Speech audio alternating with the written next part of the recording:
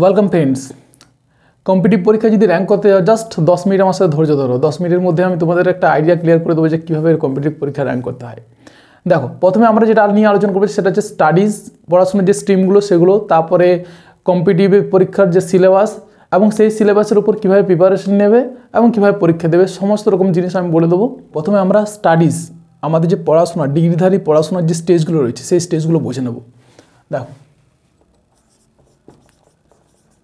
Studies না, সর্বপ্রথমে আমরা প্রাইমারি, তারপরে সেকেন্ডারি যেটা আমরা মাধ্যমিক বলবো, সেকেন্ডারির পর আমাদের এইচএসে আবার 3টা স্ট্রিম আছে, সায়েন্স, আর্টস, কমার্স। এইচএসের পর এখানে 3টা স্ট্রিমে ভাগ হবে। হ্যাঁ, তারপরে এইচএসের পর গ্র্যাজুয়েশন জেনারেল লাইনে যারা পড়বে তারা গ্র্যাজুয়েশন করবে, আদারওয়াইজ অন্যরা আবার অনেকেই মেডিকেল, ইঞ্জিনিয়ার এরকম স্ট্রিমে চলে যাবে। গ্র্যাজুয়েশনের পর আসছে মাস্টার্সের পর তোমার পিএইচডির পর পোস্ট ডক্টরেট হয় আবার। তো পড়াশোনার শেষ নেই, পড়াশোনা রিসার্চ এগুলো সব রিসার্চের উপর হয়। তো সেদিক থেকে দেখতে গেলে স্টাডিজের কোনো শেষ নেই, স্টাডিজ পুরো ইনফিনিটিভ হবে। আমাদের বিশ্ব ব্রহ্মাণ্ডের যেমন কোনো শেষ নেই, সেরকম পড়াশোনা বা স্টাডিজ বা রিসার্চের কোনো শেষ নেই, সেটা ইনফিনিটিভ। তো এই হচ্ছে আমাদের ডিগ্রিধারী পড়াশোনার যে স্টেজগুলো রয়েছে সেগুলো। এরপর আমরা যে কম্পিটিটিভ পরীক্ষাটা দেবো সেই সিলেবাসটা আসবে তোমার বেসিক্যালি সেই সিলেবাসটা, সেটা এই সেকেন্ডারি পরীক্ষা দেখবে। সেকেন্ডারিতে আমাদের মাধ্যমিকে বা তার আগে আমরা অনেকগুলো আমাদের সাবজেক্ট থাকে, অধিকাংশ সাবজেক্টেরই যে বেসিক জিনিসগুলো সেগুলো এই সেকেন্ডারি আমরা পেয়ে যাই। তারপরে তো আলাদা আলাদা স্ট্রিমে ভাগ হয়ে যাচ্ছে। এবং এইচএস এবং গ্র্যাজুয়েশন, এই 3টা যে আমাদের স্টেজ আছে, এই 3টা স্টেজের যে আমাদের টপিকগুলো, সেই টপিকগুলোই আমাদের সিলেবাসের মধ্যে থাকবে।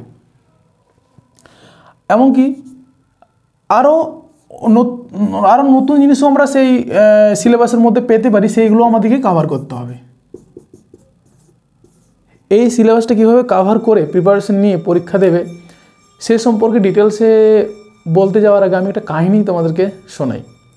একদিন আমি একটা পাবলিশার্সে কাজ করি, তো বইমেলা হচ্ছিল আমাদের গ্রামের পাশেই শিলদাতে। সেখানে আমি আর আমার কলিগ বইমেলা করে ফিরছিলাম। সেই সময় বেলপাহাড়ি শিলদা ওই এলাকায় জিনাত নামে একটা বাঘ আমাদের ঘোরাফেরা করছিল সেই জায়গায়। তো যখন মোটরসাইকেলে আসছি দুজনে, তুহিনদা আমার কলিগ সে বলছে ওই অচিন্ত যদি বাঘটা যদি এখন চলে আসে। তো আমি বলছি আমার কোনো ভয় নেই। হ্যাঁ, বাঘ বেরালে তোমার ভয় নেই? বলল না, আমার কোনো ভয় নেই, কারণ আমি তোমার থেকে বেশি ছুটবো। বলছে হ্যাঁ, এটা তো কিন্তু ঠিক, কারণ সে মোটা, একটু ভুঁড়ি আছে, আর আমি তার থেকে মোটামুটি বেশি ছুটবো আর কি। তো সেই জন্য আমার কোনো ভয় নেই।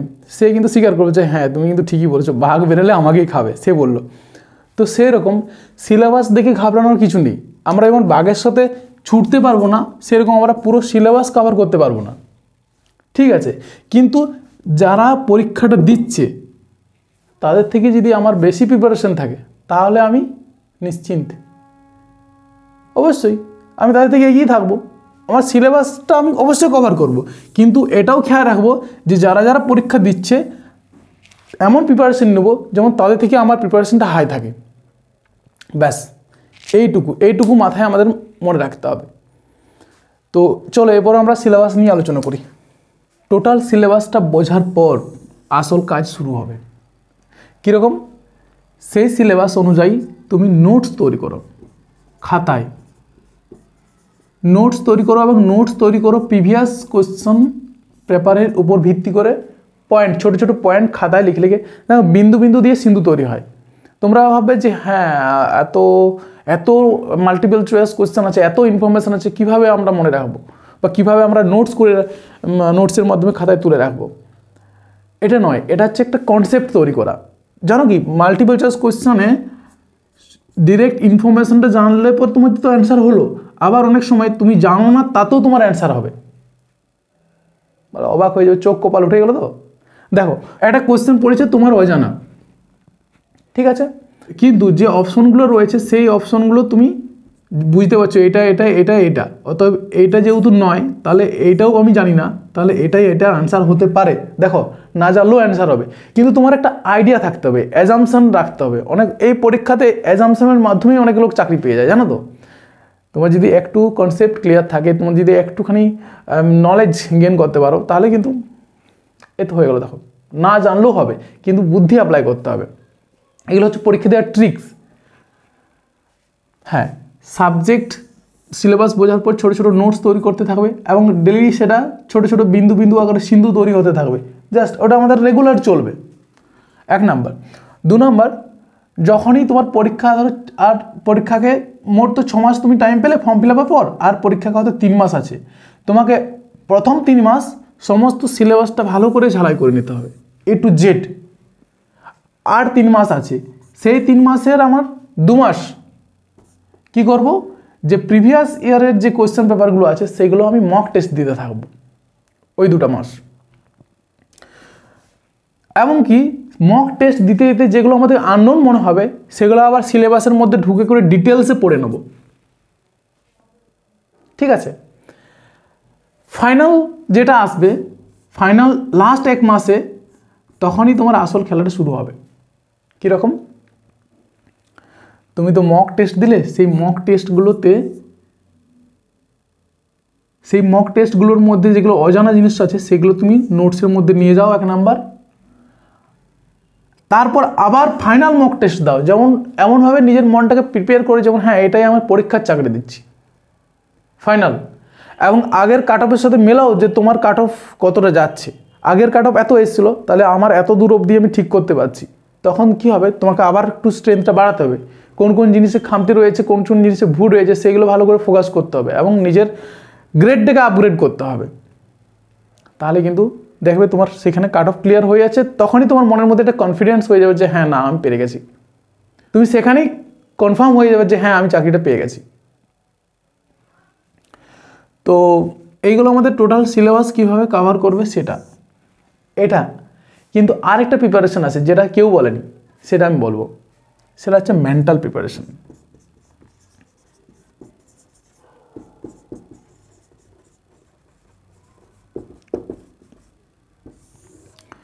মেন্টাল প্রিপারেশনটা কীরকম দেখবে, আমাদের হয় এরকম, যে কোনো জিনিস আসছে বা যে কোনো জিনিস হবে, তখন কি হয় আমাদের এনার্জিটা সেটার দিকে চলে যায়। যেমন কালী পুজো আসছে বা দুর্গা পুজো আসছে, তখন একটা আমাদের মনের মধ্যে, আমাদের পরিবেশের মধ্যে একটা আলাদা বাতাবরণ সৃষ্টি হয়ে যায়। সেরকমভাবে পরীক্ষা যে আসছে সেরকম একটা মনের মধ্যে একটা বাতাবরণ তৈরি অটোমেটিক্যালি হয়ে যাবে, এবং সেই ইমোশনাল এনার্জিটা তোমার কাজে লাগাতে হবে। কীভাবে কাজে লাগাবে দেখো বলছি। এই সময় পরীক্ষা চলাকালীন দেখো, প্রথমত টেন্স হওয়া চলবে না, টেনশন কোনো নেওয়া চলবে না। টেনশন আবার কি, এই যে আমি বলছি টেনশন নেওয়া চলবে না, এতেই তোমাদের টেনশন হয়ে যাবে। ভাবাই চলবে না যে হ্যাঁ আমার না হলে পরের বছর দেবো, এই বছর না হলে পরের বছর দেবো, পরের বছর না হলে তার পরের বছর দেবো, নো প্রবলেম, ঠিক আছে। তো আমাকে করতেই হবে, আমাকে হয়ে যেতে হবে, আমি না পেলে মরে যাবো, এরকম একটা ভীতি মনের মধ্যে রাখলে তোমার হবেই না। তো তোমাকে ফ্রি থাকতে হবে, পরীক্ষা দেওয়ার সময় একটু ফ্রি থাকতে হবে। যে মনে রাখবে, আমরা যখনই সব থেকে ফ্রি থাকিস সেই মুহূর্তে আমাদের মানসিক যে ক্রিয়াকলাপগুলো সেগুলো সব থেকে ভালো চলে। মানসিকভাবে তোমাকে ফ্রি থাকতে হবে সেই সময়। এবং আমাদের যে সিলেবাস, সেই সিলেবাসের উপর টোটাল ডেডিকেশন, সম্পূর্ণ সমর্পণ থাকবে। আর অন্য কোনো ভাবাই চলবে না, রিলেশনশিপ কি, প্রেম কি, ফ্যামিলি ম্যাটার, এটা ভাবতে হবে যে হ্যাঁ আমার পরীক্ষাটা হয়ে যাক তারপর আমি দেখে নেবো ওগুলো। তো আমাদের সম্পূর্ণ সমর্পণ থাকবে এই সিলেবাসের উপর, পরীক্ষার উপর, নাম্বারের উপর আর র্যাঙ্কের উপর। তো এরকমভাবেই একটা পরীক্ষায় র্যাঙ্ক করা যায় বন্ধুরা। পরীক্ষায় র্যাঙ্ক করাটা বিশাল ব্যাপার, আবার বিশাল ব্যাপার কোনো ব্যাপারও নয়, কোনো ব্যাপার নয়। এটাই যারা এই পরীক্ষা পাস করেছে তারাই বলতে পারবে। দেখো আমার কথা বলতে গেলে আমি এমনি একবার পরীক্ষা দিয়ে সিটেট পাস করেছি, প্রাইমারি টেট পাস করেছি, এলআইসির একটা পরীক্ষা পাস করেছি, আবার ঝাড়খণ্ডে গেছিলাম, সেই পরীক্ষা পাস করতে পারিনি। বিহারে গেছিলাম টায়ার 3টা দিতে, বিপিএসসি, সেটাতে মানে পরীক্ষা হয়েছে, তারপরে ক্যান্সেল হয়ে গেছে। তারপরে বক্সারে পড়েছিল, বক্সার আর যুদ্ধ করতে যায়নি, অনেক দূরে পড়েছিল বলে। তো এটা কোনো ব্যাপার নেই, পরীক্ষায় পাস করাটা খুবই ব্যাপার, আবার কোনো ব্যাপারই নয়, খুবই ব্যাপার। এই কারণেই তুমি যদি খুব বেশি সিরিয়াস নিয়ে একবারে মানে করতে থাকো, তাহলে খুবই ব্যাপার হয়ে যাবে। আবার যদি তুমি মেন্টালি স্ট্রেট থাকো, স্ট্রেট ফরওয়ার্ড থাকো, ইজি থাকো, কাম থাকো এবং নিজেকে প্রিপেয়ার রাখো, স্টেবল রাখো, you can easily crack this exam, you can easily crack any kind of exam. So এই ছিল আমার এক্সপিরিয়েন্স, তোমাদের কাছে শেয়ার করলাম। তো আশা করি কিছু একটা নলেজ পাবে তোমরা এখান থেকে, সেই নলেজটা তোমরা তোমাদের কেরিয়ারে অ্যাপ্লাই করো, দেখবে সাকসেস পাবে।